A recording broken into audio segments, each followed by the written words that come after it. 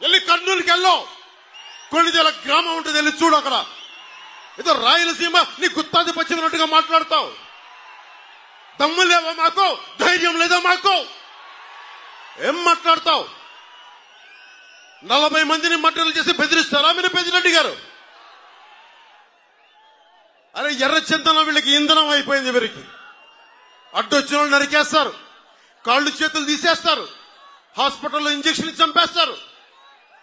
గంగిరెడ్డి లాంటి ఒక mafia don, ఎర్ర చందన డాన్, అలిపిరి కట్నం నిందితుడు 15లో మారిషస్ లో అరెస్ట్ చేస్తే మళ్ళీ ఈ రోజు అతను మిథున్ రెడ్డితో తిరుగుతూ ఉంటాడు. వైసీపీ గూండాలందరికీ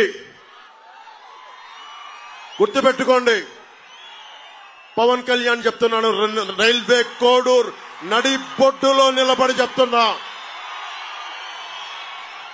రైల్వే కోడూరు నడి బొడ్డులో నిలబడి చెప్తున్నా, ఒక్కొక్క వైసీపీ గూండాలకి ప్రాణత్యాగం అలా వదిలేయగలను, గుర్తుపెట్టుకో. కానీ సగటు మనిషిని బాధిస్తున్నారు మీరు, సగటు మానవ హక్కుల్ని కాలరాస్తున్నారు మీరు. మీ అంతు చూస్తాం, వీధుల్లోకి లాక్కొస్తాం, మర్చిపోకండి.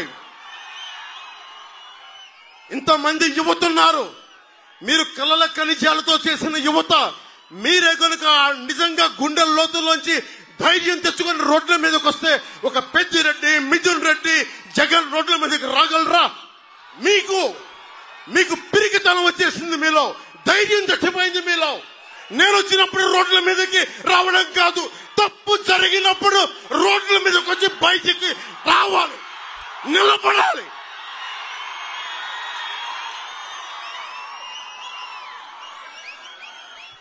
ధైర్యం లేని సమాజం కుళ్ళిపోతే చచ్చిపోతే.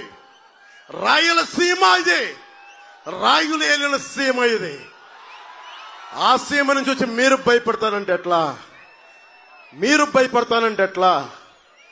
భయపడకండి, నేనున్నా, మీకు అండగా ఉంటా. మీకు ధైర్యం లేకపోతే మార్పు రాదు. ఒకవైపు కిరణ్ కుమార్ రెడ్డి గారు ఉమ్మడి రాష్ట్రానికి ముఖ్యమంత్రిగా చేశారు, ఇంకొక వైపు ఆంధ్రప్రదేశ్ రాష్ట్రానికి, ఉమ్మడి ఆంధ్రప్రదేశ్ రాష్ట్రానికి ముఖ్యమంత్రిగా చేసిన వ్యక్తి. ఒకరు 14 సంవత్సరాలు, ఒకరు 3.5 సంవత్సరాలు ముఖ్యమంత్రులుగా చేసిన వ్యక్తులు. అలాంటిది 5 సంవత్సరాలు వచ్చిన వ్యక్తి, తండ్రి చచ్చిపోతే 2వ రోజు ముఖ్యమంత్రి కావాలని కలలుగన్న వ్యక్తి. ఆ వ్యక్తికి భయపడతారా మీరు? జగన్ లో బ్లూ కలర్ రక్తం ఉంటుందా? జగన్ 6 అడుగులు 8 అడుగులు